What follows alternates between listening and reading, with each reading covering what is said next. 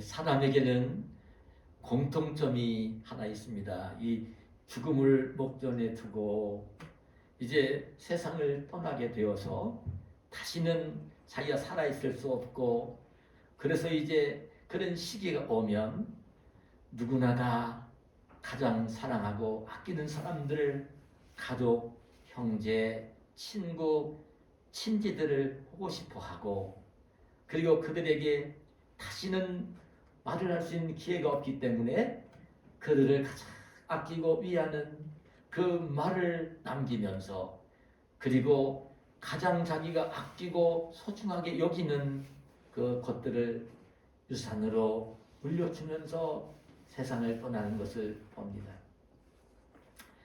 여러분, 흑인 노예를 해방시킨 미국의 16대 대통령 아브라함 링컨은 대통령에 당선이 되어서 국민들 앞에 대통령 취임 선서를 할 때에 낡고 오래된 곱데기가 낡은 가죽으로 된 성경이지만 낡고 낡은 작은 성경 위에 손을 얹고 대통령 취임 선서를 하고, 그리고 이제 취임식장에서 그 취임사를 하면서 이런 말을 했습니다.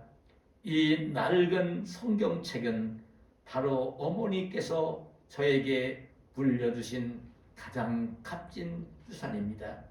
저는 이 성경책으로 말미암아 대통령이 되어 여기 이 자리에 서게 되었습니다. 저는 성경 말씀대로 이 나라를 통치할 것을 약속드립니다. 여러분, 링컨의 어머니 낸시 여사는요, 링컨이 9살 먹었을 때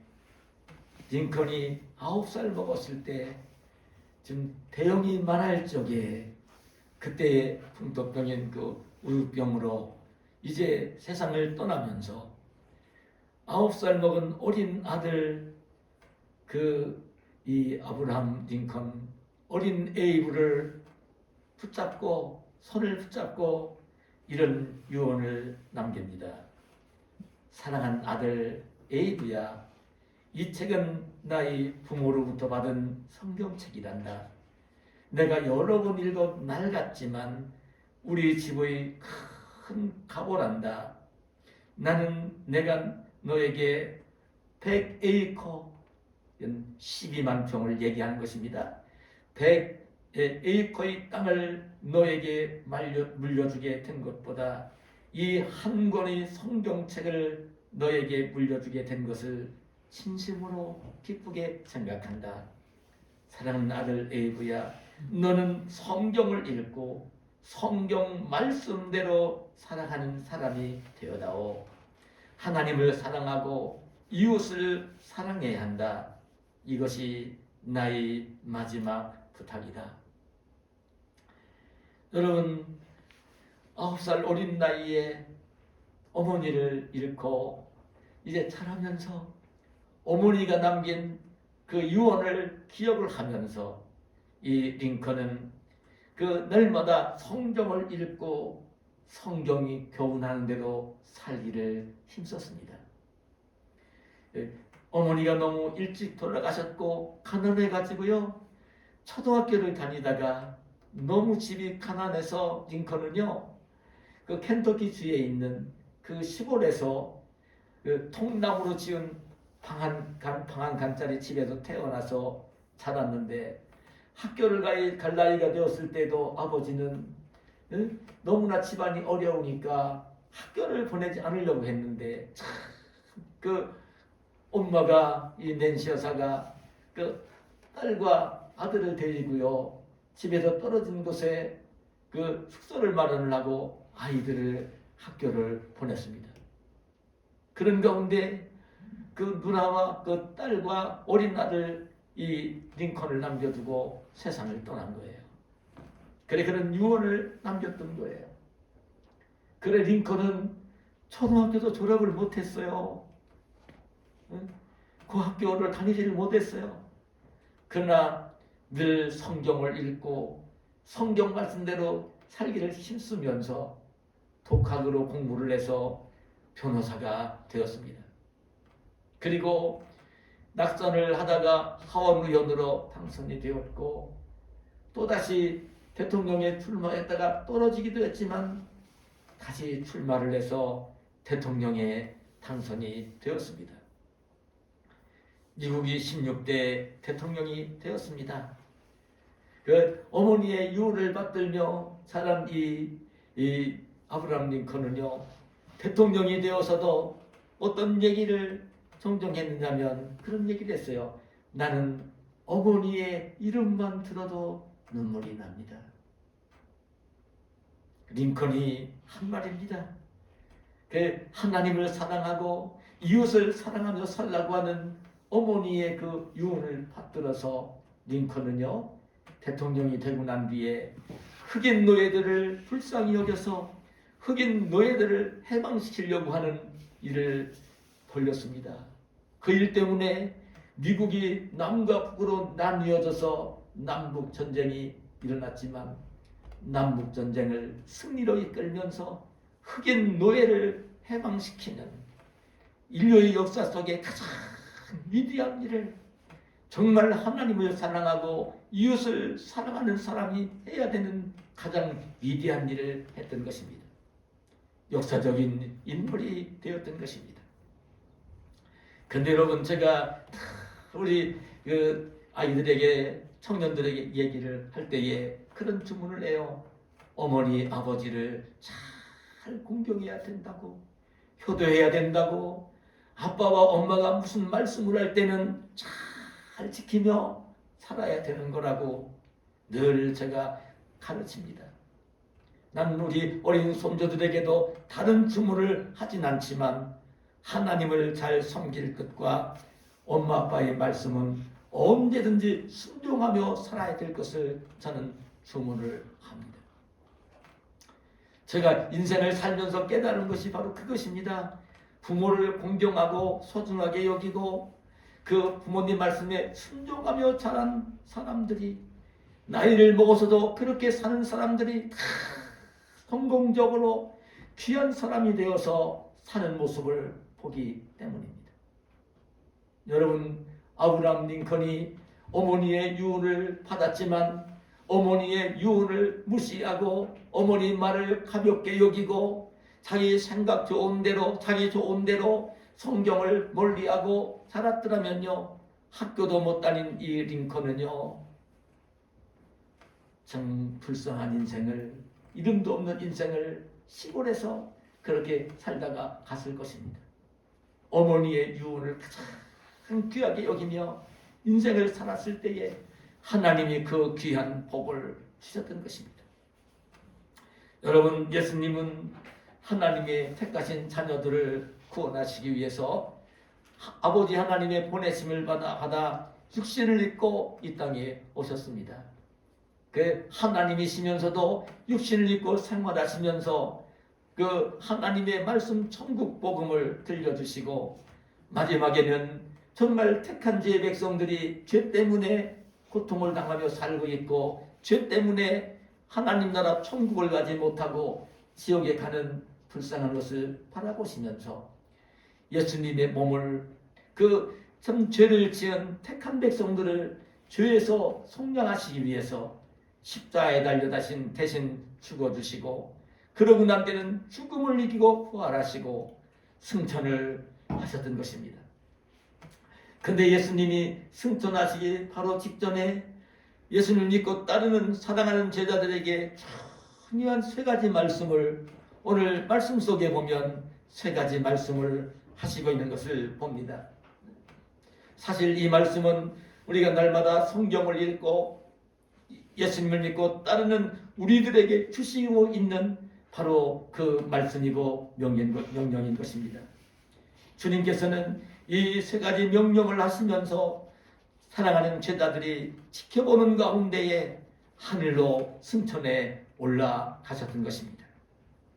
어떤 말씀을 주님께서 하셨느냐면요, 오늘 4절 상반절에 보면 이런 말씀을 해요. 사도와 함께 모이사 그들에게 분부하여 이르시되 예루살렘을 떠나지 말고. 예루살렘을 떠나지 말라. 예루살렘은 다윗 왕 때부터 이스라엘 나라의 서울이었던 수도였던 것이 예루살렘입니다. 그것이 예루살렘입니다. 지금도 이스라엘 나라의 그 수도 역할을 하는 것이 바로 예루살렘입니다. 지금 중동에 있는 그런 이스라엘 나라의 수도인 것입니다. 그런데 이 예루살렘을 떠나지 말라고 주님이 분부를 하시는 거예요. 왜 예수님이 그 예루살렘을 떠나지 말라는 이 말씀을 하셨을까? 여러분, 예루살렘에는 하나님의 성전이 있었던 것입니다. 하나님의 성전이 예루살렘에 있었어요. 그리고 예수님이 승천하시고 난 뒤에 하나님의 그 귀한 말씀이 예루살렘으로부터 시작을 내서 세계 곳곳으로 전해져야 했던 것입니다. 그래서 예수님은 예루살렘을 떠나지 말라고 말씀을 하신 것입니다. 여러분, 예수님의 제자들은 예수님이 십자가에 못 박혀 죽었을 때에 두려워 벌벌 떨었습니다. 자기들에게도 해가 올까봐 떨었습니다. 부활하신 날도 제자들은 그 예수님을 십자가에 못 박아 죽인 그 세상 사람들이, 권력가들이 두려워서 무서워서 숨어서 문을 닫고 있었던 것입니다. 그곳에 찾아가신 예수님은 이제 두려워 근심하며 떨고 있는 제자들에게 너희에게 평강이 있을지어다 선언을 하셨던 거예요. 근데 정말 예수님은, 부활하신 예수님은 그래 십자가에 달려 죽으시기 전에 예수님의 그 모습과 생활과는 다르셨어요. 예수님이 십자가에 달리시기 전날까지는 그 제자들을 데리고 함께 다니시며 복음을 전하시며 함께 하나님의 일을 하셨어요. 근데 예수님이 부활하시고 난 뒤에는요, 전혀 다른 분이 되셨던 것을 알 수 있습니다. 엠마오로 내려가는 두 제자를 예수님이 찾아가시는데 가까이 오시는 것을 느끼지 못하다가 가까이 오셨을 때야 사람이 온 것을 알았고, 그래도 예수님을 알아보지 못하다가 예수님이 말씀을 들려주시고 떡을 떼어 축사하시고 나누어 줄 때야 영안이 열려서 예수님을 알아보게 되어지는 엠마오로 내려가는 두 제자를 볼 수 있고요. 두 제자가 예수님을 알아보자마자 바로 그 자리에서 예수님이 사라지시는 거예요. 그 예수님이 그 십자가에 못 박혀 죽으시고 부활하신 그날 저녁 밤에 이 마가의 다락방, 마리아의 다락방으로 여겨지는데, 거기에 제자들이 모여 있을 때 문을 닫고 있었는데 문도 열리지 않은 가운데 부활하신 예수님이 그 자리에 찾아오셨고, 그 손과 옆구리를 보여주시면서 부활하신 예수님을 보여주셨고, 그들에게 평강이 있을지어다 선언을 하셨고, 그리고 난 뒤에는 또 같이 계신 것이 아니라 그냥 그 자리를 떠나신 모습을 봅니다. 예수님이 함께 생활을 하지 않으셨어요? 40일 동안 머물러 계셨지만 제자들과 늘 함께 생활을 하지 않으셨어요. 그러니까 제자들은요, 예수님이 안 계시니까 할 일도 없으니까, 그리고 이제 자기들은 생활 터전이 예루살렘이 아니라 갈릴리였거든요. 베드로의 집은 갈릴리에 있는, 원래가 베세다 출신이긴 하지만 이제 가버나움에 살고 있었고요. 그 삶의 터전이 갈릴리에 있었기 때문에 거기에서 어부 생활을 하다가 예수님께 부름을 받았잖아요. 그래, 이 제자는 적어도 7명의 제자들은 이제 자기들이 옛날에 하던 생활, 고기를 잡으러 갈릴리로 가서 갈릴리 바다로 다시 고기를 잡으러 갔던 것을 봅니다. 근데 그 자리에 예수님이 찾아가셔서 밤새도록 고기를 잡았지만 고기를 잡지 못한 제자들에게 배 오른편에 그물을 내려 고기를 잡으라는 분부를 하세요. 날이 밝아오는 새벽이었는데 밤새도록 그물을 던지며 고기를 잡았지만 고기를 잡지 못했던 이 제자들이 그 말씀에 순종을 하면서 오른편에 그물을 던졌을 때에 한 번 던진 그물에 큰 고기 153마리가 잡히는 그런 놀라운 그 기적이 나타나죠. 그때 제자들은 어둑어둑했지만 그 말을 한 분이 자기를 베드로와 안드레, 야고보, 베드로와 안드레가 예수님 말씀에 순종하며 그 바닷가에서 깊은 데로 가서 그물을 내려 고기를 잡으라고 했던 그 말씀에 순종했을 때에 한 번 던진 그물에 2배가 가득히 차도록 잡히는 그 기적을 경험했던 이 베드로, 안드레는요, 바로 그 말씀을 하신 분이 예수님이신 것을 바로 알아볼 수가 있었고, 그래서 이제 얼른 이제 바닷가로 나와서 그때에 어떻게 합니까? 그때 바로 나왔더니 예수님이 조반 아침 식사를 준비해 놓으시고 제자들을 기다리고 계셨던 거예요. 거기에서 제자들과 함께 아침 조반을 먹으시며 예수님은 베드로를 부르시면서 그 주문을 하셨어요. 요한의 아들 시몬아, 야 베드로야, 내가 나를 사랑하느냐 3번씩이나 물으시면서 그때 베드로가 예 주님, 제가 주님을 사랑하는 줄을 주님께서 아십니다. 그 사랑의 고백을 들으시고 난 뒤에 내 어린 양을 먹이라, 내 양을 치라, 내 양을 먹이라는 분부를 하시는 것을 볼 수 있습니다. 그런 가운데 이제 이 40일이 다 지나고 그때에 예수님의 제자들은 다시 예수님의 이 말씀을 기억을 하면서 예루살렘으로 함께 모였던 것입니다. 그때 예수님은 그 예루살렘에 가셔서 그 자리에 다 함께 모여있는 그 제자들에게 이 말씀을 남기시면서 그 제자들이 보는 가운데 지금 예루살렘 성외곽 그 감람산 아래에 있는 베다니 마을로 나가셔서 베다니 마을에서 제자들이 지켜보는 가운데 하늘로 승천에 올라가셨던 것입니다. 그런데 그때 주님이 이 말씀을 하시는 거예요. 제자들에게 예루살렘을 떠나지 말라고 하는 거예요. 거기에 하나님의 성전이 있었고 그리고 그 예루살렘으로부터 시작을 해서 복음이, 하나님의 말씀이 세계 구석구석으로 전해져야 될 것이기 때문에 제자들에게 예루살렘을 떠나지 말라는 이 분부를 하신 것입니다. 여러분, 왜 이 말씀은 오늘도 우리에게 예루살렘을 떠나지 말라는 이 말씀의 의미는 바로 무엇이냐면 오늘 예수님을 믿는 우리 성도들에게 하나님 성전을 떠나지 말라는 이 분부를 하시는 것입니다. 성전이 어떤 곳이기에 성전을 떠나지 말라는 이 말씀을 하실까?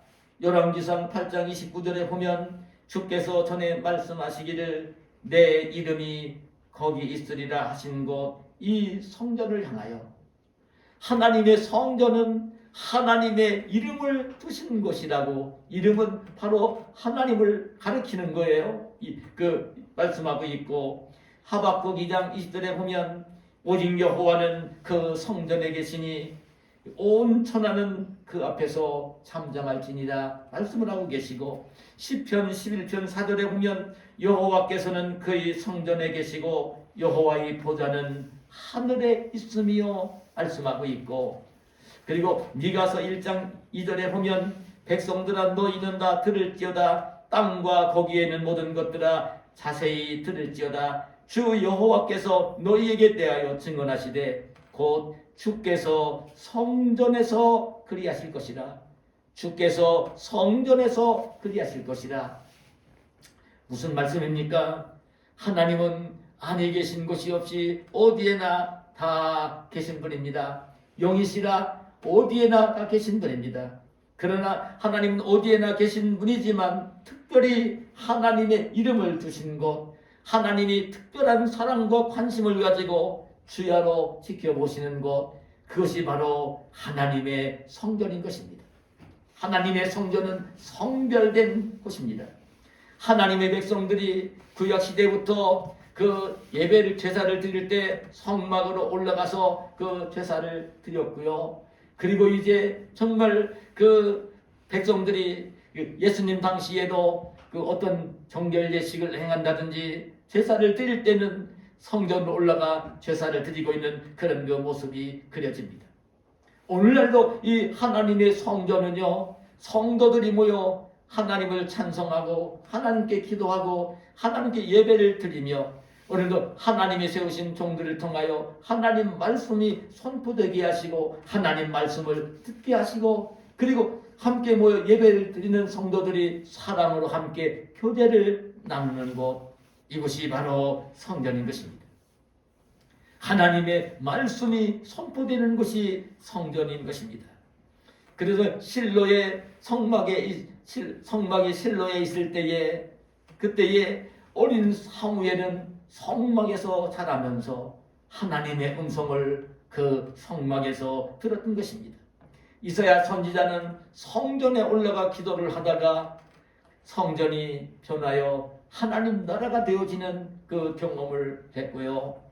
여러분, 예수님이 육신을 입고 이 땅에 오셨을 때 예수님이 하나님의 아들이신 것을 알아보고 가장 먼저 기뻐했던 시몬과 안나가 늘 성전을 가까이하며 생활을 하다가, 그 성모 마리아가 정결 예식을 행하러 40일 만에, 그 예수님을 낳은 지 40일 만에 성전에 올라왔을 때에 성모 마리아의 품에 안겨있는 어린 아기 예수를 보며 하나님의 아들 예수 그리스도를 알아보고 기뻐하며 찬송을 부르는 모습을 보는 것입니다.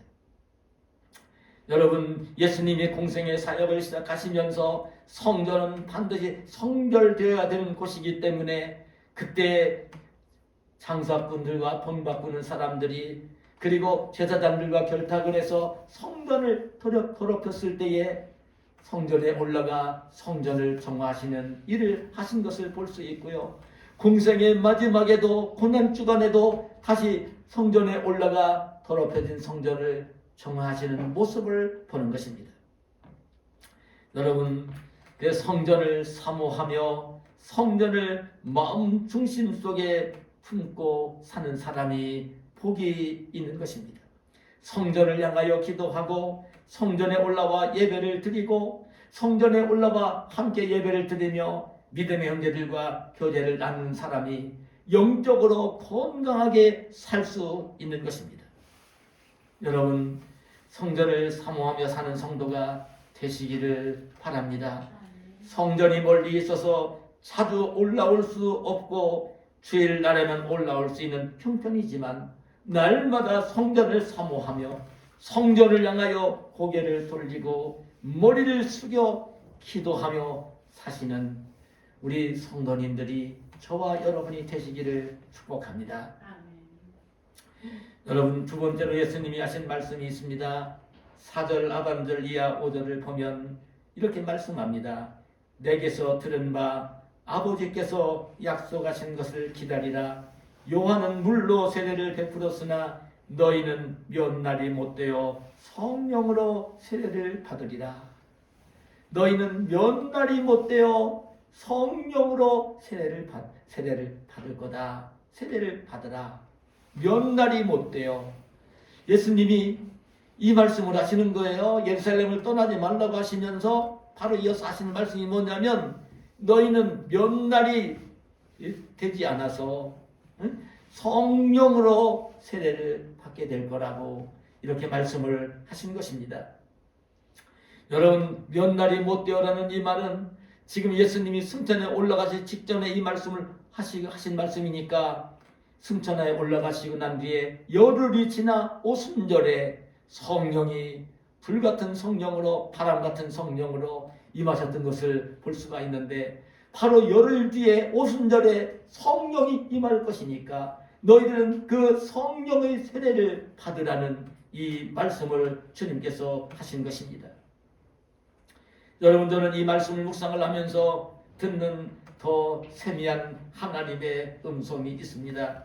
예수님께서 승천하시기 직전에 다시 성령으로 세례를 받으라는 이 말씀을 하신 의미가 무엇일까?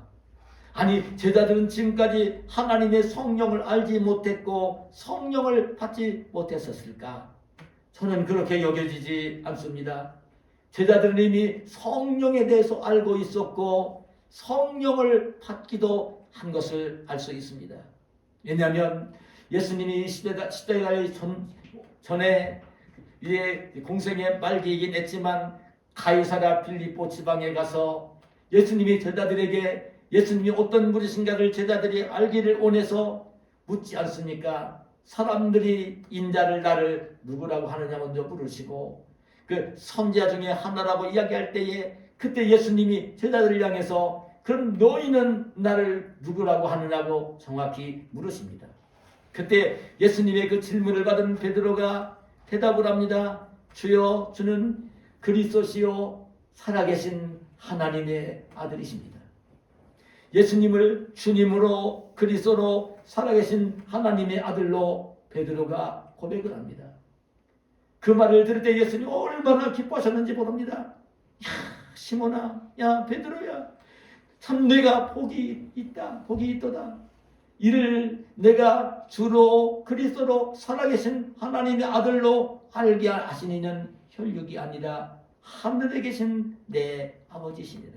하늘에 계신 내 아버지 성부 하나님, 천지 만물을 창조하신 창조주 아버지 하나님이 너에게 알게 해주신 거다. 성령께서 너에게 알려주신 거다. 이 말씀을 하시는 것입니다. 여러분, 고린도전서 12장 3절에 보면 성령으로 아니하고는 예수를 주시라 할 수 없느니라 말씀을 하세요. 성령이 알려주시고 성령을 받지 못하면 예수님을 주님이라 주라 고백할 수 없어요. 여러분, 예수님 성령을 받지 않은 사람, 성령을 모르는 사람은요 예수님을 주라고 하지 못합니다.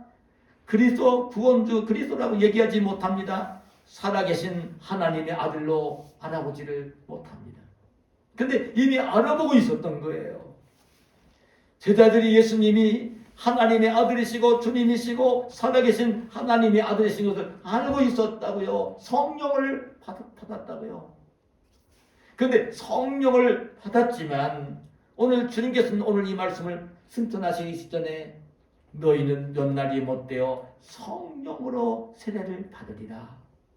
이 말씀은요 무엇을 말씀해 주고 있냐면요 충만한 성령을 받아서 충만한 성령이 너희 안에서 배에서 생수의 강이 흘러넘치듯이 너희에게 성령이 임하게 될 거라는 이 말씀을 하신 것입니다. 예수님은 여러분 요한복음 7장에 보면 초막절 절기에 예루살렘 성전으로 올라가셔서 그때 초막절 절기를 지키러 올라온 그 무리들에게 성전에서 하나님 말씀을 강론을 하세요. 그때 하나님 말씀을 강론을 하시면서 어떤 말씀을 하시냐면 요한복음 7장 38절 39절에 이런 말씀을 합니다. 나를 믿는 자는 성경의 이름과 같이 그 배에서 생수의 강이 흘러나오리라. 생수의 강이 예수님을 믿는 자는 그 배에서 생수의 강이 흘러나오리라고 말씀을 하시는 거예요. 여러분 요한복음 4장에서는 그 여인에게 죄 많은 여인에게 야곱의 우물가로 물을 길러 나왔던 그 여인에게 물을 달라고 먼저 말을 걸으시고 그때에 예수님 그 말씀을 하시지요. 이 우물은 깊고 근데 나를 믿는 자는 그 배에서 생수의 강이 흘러나올 거라고. 이 야곱의 우물을 다시 마시는 자는 목마르겠지만 내가 주는 물을 마시는 자는 절대로 목마르지 않을 거라고 이 말씀을 그 여인에게 하는 것을 볼 수 있습니다. 그 배에서 흘러넘치는 목마르지 않는 생수가 나오는. 근데 이걸 뭘 의미하는 것이냐면 분명히 그렇게 말씀하세요. 이는 그를 믿는 자들이 받을 성령을 가리켜 말씀하신 것이다. 그런데 이어서 39절에 하시는 말씀이 의미가 있는데 예수께서 아직 영광을 받지 않으셨으므로 성령이 아직 그들에게 계시지 아니하시더라. 성령이 아직 받지를 못했다는 거예요. 예수님이 초막절 절기에 성전에서 말씀을 강론하시면서 그런데 이 배에서 생수의 강이 흘러넘치는 인생을 살 때에 목마르지 않는 세상이 무엇 때문에 목마르지 않는 이 배에서 생수의 강이 흘러넘치는 이 성령 충만은 예수님이 영광을 받으신 후에 임할 것을, 예수님이 영광을 받으신 후라는 이 말씀의 의미는 무슨 말씀이냐면, 예수님이 십자가에 달려 죽으시고 그리고 부활하시고 승천하셔서 하나님이 불러 올리셔서 승천하시는, 여러분 예수님이 영광을 받으신 것은요, 부활하시고 승천하시고 난 것이 영광을 받으신 거예요. 그래 본래 계시는 하나님 나라 올라가셔서 하나님 보좌 우편에 앉아 계시는 영광을 받으신 거예요. 하나님이 예수님이 영광을 받으신 후에 하나님의 성령이 임해서 배에서 생수의 강이 흘러넘치게 될 것이라는 이 말씀을 하신 것을 봅니다. 그래 여러분, 예수님을 알고 있었고 주님으로 알고 있었고 그리스도로 알고 있었고 살아계신 하나님의 아들로 알고 있었으면서도 성령을 받았으면서도 제자들은 그 성령이 충만하지 못했을 때 그 예수님을 잡아가는 대적들이 예수님만 해하는 게 아니라 자기들도 해칠까 두려워서 예수님을 버리고 도망을 쳤던 것입니다. 베드로는 멀찍이 따라갔다가 대제사장집 한어들 앞에서 예수님을 모른다고 3번씩이나 부인을 했던 것이에요. 성령이 충만하지 못했어요. 예수님이 하나님의 아들이신 것, 주님인 것 알기는 알았는데 그럼에도 불구하고 자기들에게 해가 닥칠 염려가 있을 때에 예수님을 버리고 비겁하게 도망을 가고 모른다고 부인을 하는 제자들의 모습을 보는 거예요. 그 예수님이 참 성령으로 세대를 받아야 된다고, 성령 충만을 받아야 된다고 그 말씀을 하신 것입니다. 그런데 오순절날 성령이 강림하시고 제자들이 성령 충만을 받았을 때에 그때 제자들의 모습은요 너무나 변했습니다. 정말 자기들이 어떤 어려움을 당하는 것, 남들에게 미움을 받는 것, 다른 사람이 싫어하는 것 때문에 눈치 보지 않을 수 있는 것, 심지어 죽음까지라도 두렵지 않은 제자들의 모습으로 변했던 것입니다. 그래서 예수님을 십자가에 못 박아 죽인 무리들 앞에서도 다 황당하게, 여러분 예수님은 구약 성경에 예언해 놓으신 하나님의 아들 메시아이십니다. 그리스도이십니다. 그분은 구원주로 이 땅에 오셨던 분입니다. 여러분들이 알아보지 못하고 십자가에 못 박아 죽였지만 그분은 하나님의 아들 그리스도이십니다. 하나님께서 사흘 만에 예수님을 다시 살리셨습니다. 그리고 승천에 올라가셨습니다. 오늘 우리에게 성령을 부어주셨습니다. 전혀 두렵지 않았어요. 예수님이 성령이 충만해졌을 때는요 아무도 두려운 게 없었어요. 불편한 게 없었어요. 자기를 미워하고 싫어하고 죽이려고 하는 사람들 앞에서도 하나도 두려운 게 없었어요. 마음에 거리끼는 게 없었어요. 성령이 충만해지니까, 성령의 지배를 받으니까 하나도 불편하지 않았어요. 예수님 전하면 자기들에게 해가 올 것이고 자기들도 예수님처럼 죽을지도 모르지만 두렵지 아니하게 복음을 전하는 베드로와 사도들의 모습을 보는 거예요. 성령이 충만할 때에, 성령의 지배를 받을 때에 성령이 능력이 임해서 그렇게 되어지는 것이에요. 그래서 성경은 오늘 우리에게도 에베소 5장 18절에 보면 술 취하지 말라, 이는 방탕한 것이니 오직 성령으로 충만함을 받으라, 이 말씀을 하시는 것입니다. 성령이 충만해야 되는 것입니다. 여러분 성령이 충만하지 않으면, 성령의 능력이 임해 성령이 나를 지배하는 심령이 되어지지 않으면요 성령을 받고 있어도 예수님 믿는다고 하면서도요 자기 생각대로, 자기 좋아하는 대로, 자기 편한 대로 세상 환경의 지배를 받으면서 그렇게 살 수밖에 없는 거예요. 성령이 충만해지면, 하나님의 능력으로 충만해지면 하나님의 뜻을 따라, 하나님 무슨 말씀을 하시든지 그대로 뜻을 따라 살 수 있는 사람이 되어지는 거예요. 근데 여러분 오순절에 성령이 임했는데 이 사도들이 오순절 성령 충만을 받게 된 비결이 뭡니까? 오늘 읽진 않았지만 이어지는 12절 이하 14절에 보면 이런 말씀을 합니다. 제자들이 감람원이라는 산으로부터 예루살렘에 돌아오니 이 산은 예루살렘에서 가까워 안식일에 가기 알맞은 길이라. 들어가 그들이 유하는 다락방으로 올라가니 베드로, 요한, 야고보, 안드레와 빌립, 도마와 바들로메, 마태와 및 알페의 아들 야고보, 셀롯인 시몬, 야고보의 아들 유다가 다 거기 있어 여자들과 예수의 어머님 마리아와 예수의 아우들과 더불어 마음을 같이하여 오로지 기도에 힘쓰더라.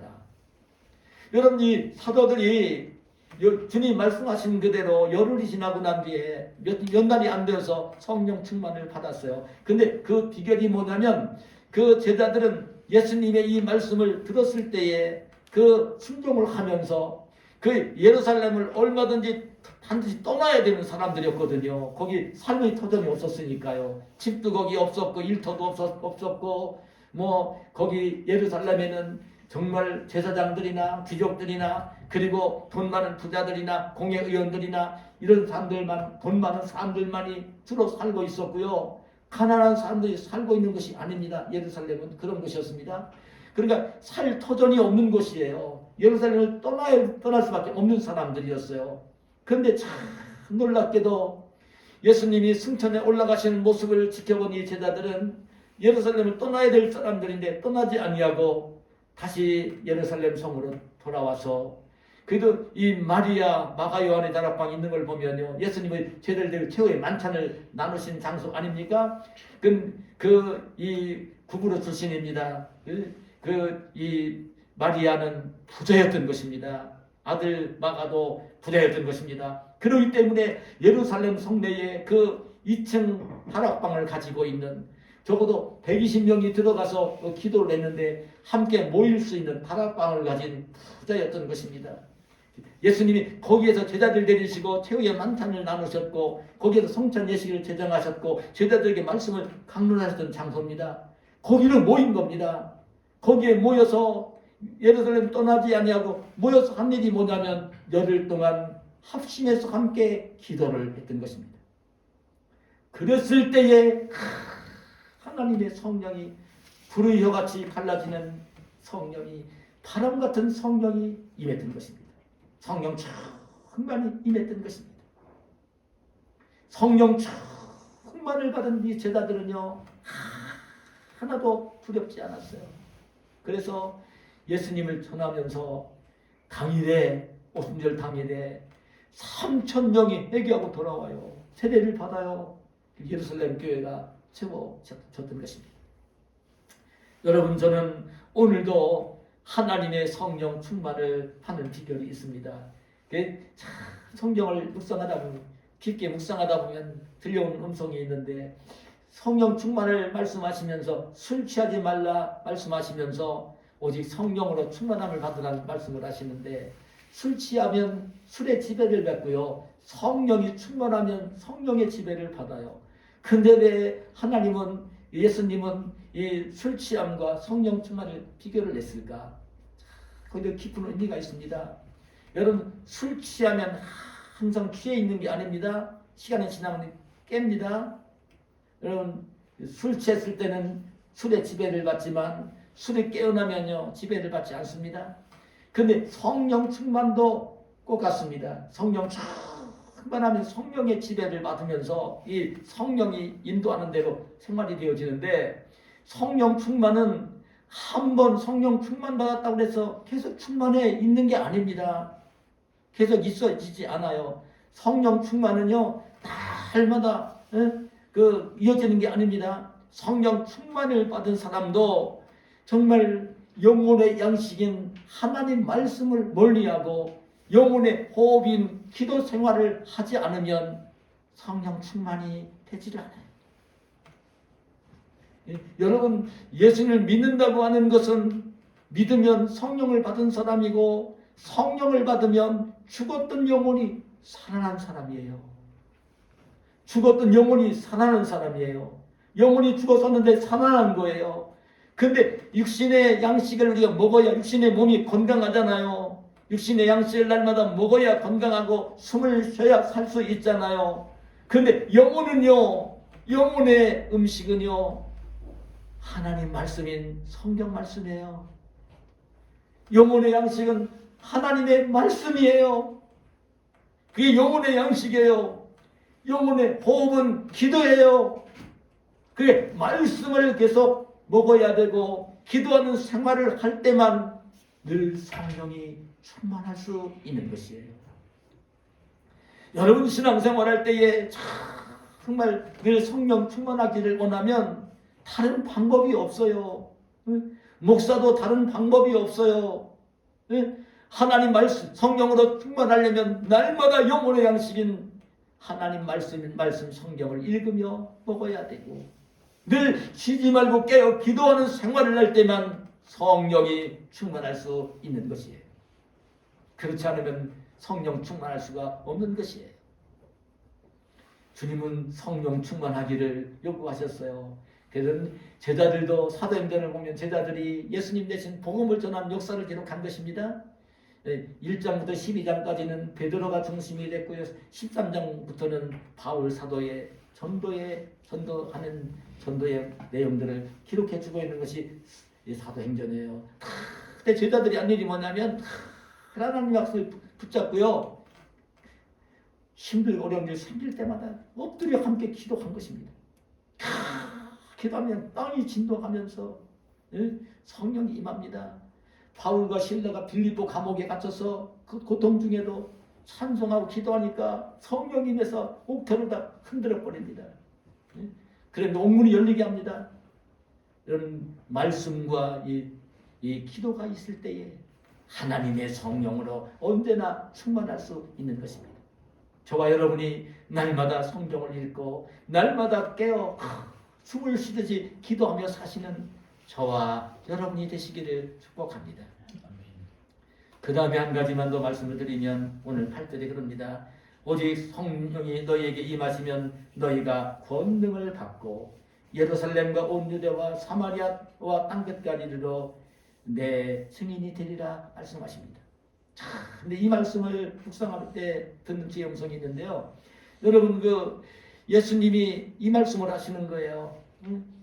그 성령을 충만히 받으라는 말씀을 하시고 난 뒤에 근데 오직 성령이 너희 임하시면 너희가 권능을 받게 될 것이고 예루살렘과 온 유대와 사마리아와 땅끝까지 이르러 내 증인이 되어질 거라고.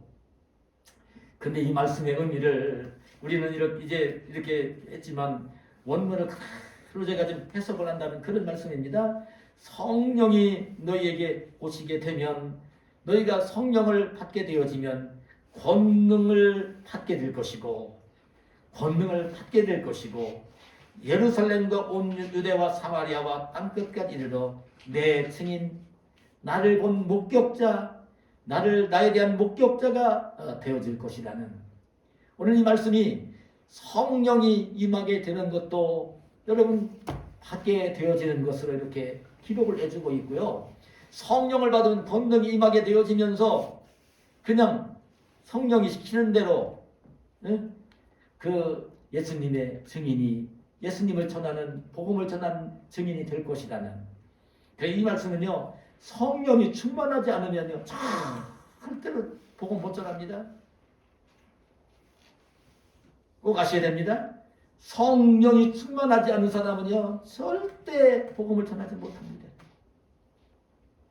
절대 복음을 전하지 못합니다. 성령이 충만할 때만 복음을 전할 수 있는 거예요. 하나님의 능력이 함께 줄 때만 하나님의 사람으로 살 수 있고 하나님의 능력이 자기를 지배할 때만 하나님이 가장 기뻐하시는 전도하는 일을 할 수 있는 거예요. 여러분 전도는요 마귀가 가진 권세를 깨뜨리는 것입니다. 전도는 아무나 하는 게 아닙니다. 전도는 마귀가 지배하고 있는 심령을 말씀으로 성령이 깨뜨릴 때만 전도가 되어지는 거예요.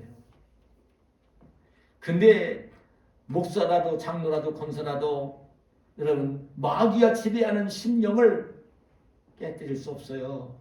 깨뜨릴 수 없는 거예요. 아무리 어떤 걸 깨뜨려지지 않는 거예요.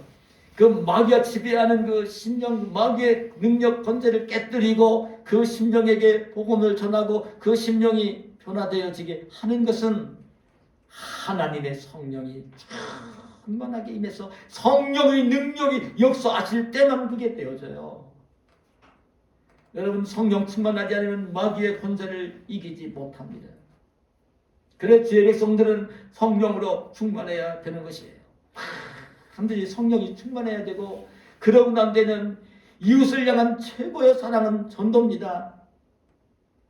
여러분, 그 낸시 여사가 어린 아들, 그 9살 먹은 아들 링컨에게 성경책을 물려주면서 부탁하는 그 말처럼, 그 어린 아들이 믿음 속에서 정말 귀하게 살고, 하나님을 사랑하며 살고, 이웃을 사랑하며 살고, 하나님이 축복해 주시는 사람으로 살게 하고 싶어서 유언이 남긴 그 유언처럼, 여러분, 이 복음을 전할 때는요, 참 그런 성령의 충만함이 있어야 되는 거예요. 성령이 충만한 사람이 복음을 전해야 되는데, 여러분, 실제적으로 복음 전하는 것은 멀리 떨어져 있는 사람들에게 복음도 전해야 돼요. 내가 못 가면 선교사라도 보내야 되는 것입니다. 전도자라도 보내야 되는 것입니다. 근데 가까이에 있는 사람들 먼저 복음을 전해야 되는 것입니다. 그래서 예루살렘과 온 유대와 사마리아와 땅끝까지 이르러 내 증인이 되리라.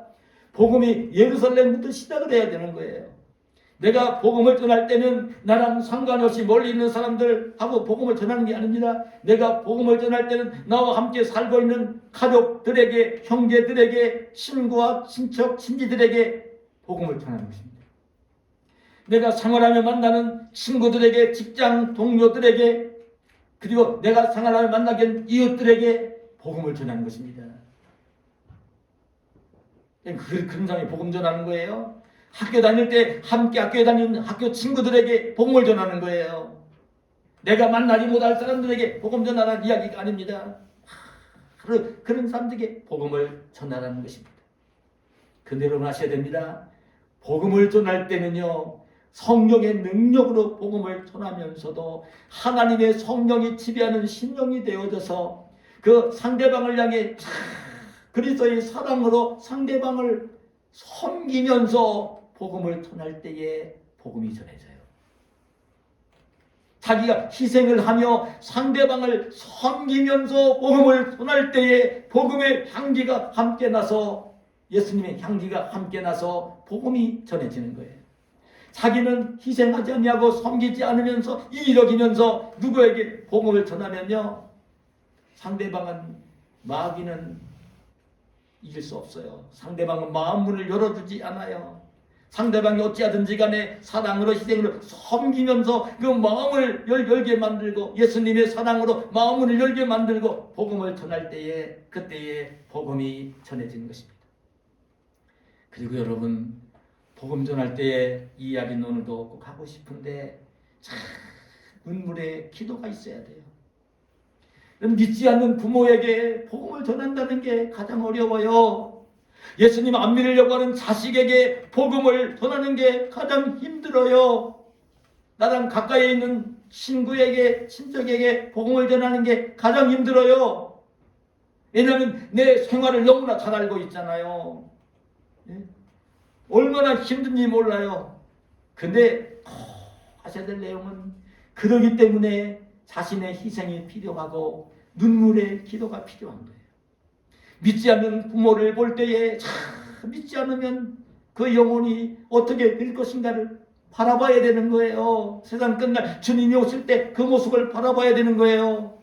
그 하나님 나라 천국에 가지 못할 그 영혼, 지옥으로 갈 수밖에 없는 그 영혼을, 그 부모라도 형제라도 친구라도 친척이라도 아무리 내가 사랑하고 아껴도 갈 수 없는 그것을 미리 바라보는 거예요. 붉은 심령을 가지고 눈물로 전도할 대상을 위해 기도를 하고 복음을 전하는 거예요. 여러분, 사실 제가 제 어머님을 전도하고, 어머님이 신앙생활을 잘 하시고 고향에서 집사로 생활하시다 하나님 나라를 가셨지만, 나는 어머니 전도할 때 얼마나 어려웠는지 모릅니다. 불교랑 무속신앙이랑 결부된 신앙을 가지고요, 철저하게 졸간을, 암자를 다니시던 분입니다. 내가 병상에 누웠을 때 잘못 어떻게 그 불교 신앙, 구속 신앙으로 이렇게 세워보려고요. 그 절간을 찾아가서 그 부적을 써다가 그래야 낫는다고 하니까 이불 속에다가 벽엔잎 속에다가 걸러가지고 내가 너무 싫어하니까 꿰매서 알지 못하도록 내가 화장실 살짝 비웠을 때 했던 분입니다. 내가 예수님 믿어야 되고 교회에 나가야 된다고 전도를 해도 막무가내이셨어요. 마지막으로 제가 쓴 카드가 있는데 그랬어요. 새벽마다 올라가 눈물로 하나님께 기도했어요. 어머니 영혼을 위해서. 가장 눈물로 기도를 했어요. 그럼 어머니께 그랬어요. 어머니가 이제 교회를 안 다니시면, 못 나가시면, 안 나가시면 제가 인생을 살고 싶지 않다고. 그럼 내가 밥도 먹기 싫다고. 그래서 내가 단식을 우리 어머니에게만 선포를 했어요. 그리고 실제적으로 단식에 들어갔어요. 아픈 자식이 날마다 밥을 먹어야 약을 또 먹어야 할 아들이 밥도 안 먹고 약도 안 먹고 이제 죽겠다는데 지금도 저는 사랑하는 사람들 생각하면요, 어떤 때는 밥이 안 넘어갈 때가 있어요. 밥이 안 넘어갈 때가 있어요. 눈물로 기도하고 그랬더니요, 하루를 넘기고 이틀을 넘기고 사흘째가 되니까 알았다고, 내가 너를 따라 교회를 가겠다고 그때 허락하시더라고요. 참 마귀가 붙들고 있는 얼마나 강렬한지 모릅니다. 그러면서 교회 출석을 하시고 신실한 신앙을, 원래 순수하신 분이니까 잘 가지시고 하나님 섬기시다가 하나님 따라 가셨어요. 여러분, 말씀을 맺겠습니다.